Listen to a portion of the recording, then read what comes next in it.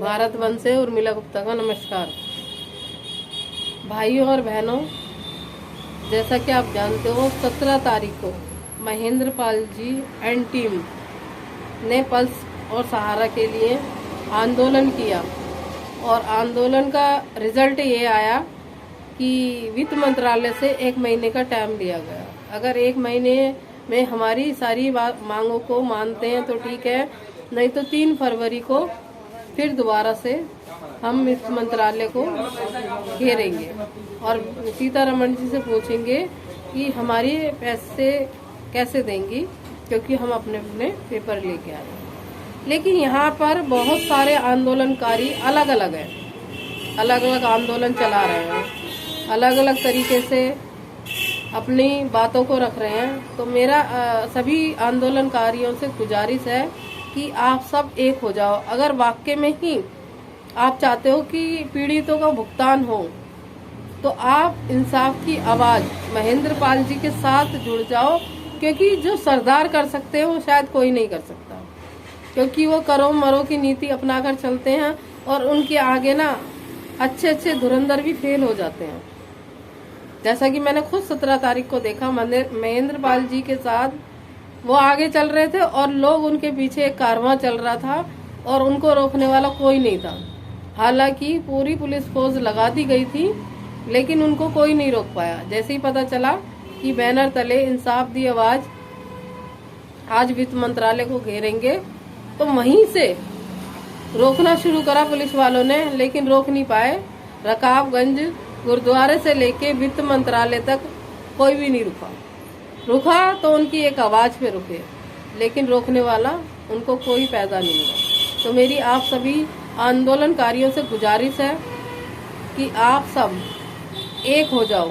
वाकई में ही जनता का भुगतान कराना चाहते हो, और यदि अपनी दुकान चलाना चाहते हो तो शायद कभी जिंदगी में भुगतान नहीं होगा, क्योंकि छोटी छोटी टुकड़ियों में बढ़ जाओगे और आपको पैसा मिलना मुश्किल हो जाएगा, जिसमें सफल हो जाएंगे अमित शाह जी और सहारा वाले, जो पैसा देना ही नहीं चाहते जनता का। अभी देखिए पोर्टल लाने की जरूरत क्या थी, कोई जरूरत नहीं थी उन्हें पोर्टल लाने की, लेकिन पोर्टल लाए ताकि लोग गुमराह हों, 2-4 साल ऐसे ही धक्के खाएं और थक हार कर अपने घर बैठ जाएं और अपना पैसा ना लें। जो उनकी प्लानिंग चल रही है, उन प्लानिंग को अगर कोई फेल कर सकता है तो वो महेंद्र पाल जी एंड टीम इंसाफ की आवाज ही इस चीज को तोड़ सकती है। तो मेरी गुजारिश है सभी संगठनों से, जितने भी संगठन हैं वो इंसाफ की आवाज के साथ महेंद्र पाल जी के साथ जुड़ जाएं और इस मुकाम को हासिल करें। जितने पीड़ित हैं, जितनी जनता की आंखों में आंसू हैं, उन आंसुओं को पोंछने का काम यदि हो सकता है तो 3 फरवरी को सभी संगठन लाखों की संख्या में इकट्ठा होके घेराव करेंगे।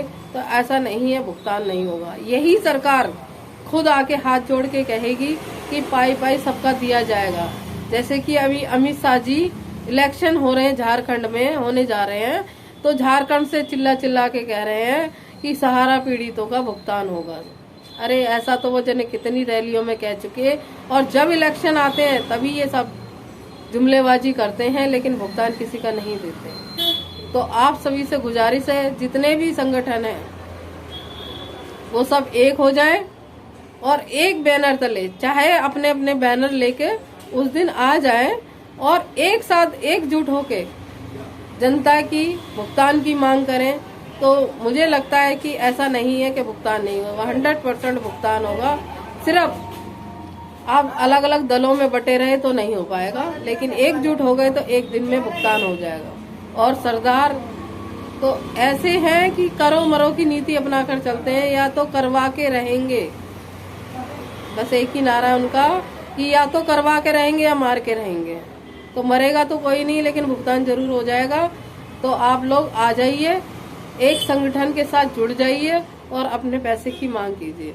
घरों में बैठने से पैसा नहीं मिलेगा। तो पुनः आपसे गुजारिश है कि सभी लोग एकजुट होकर 3 फरवरी को इस आंदोलन को अंजाम दें। धन्यवाद।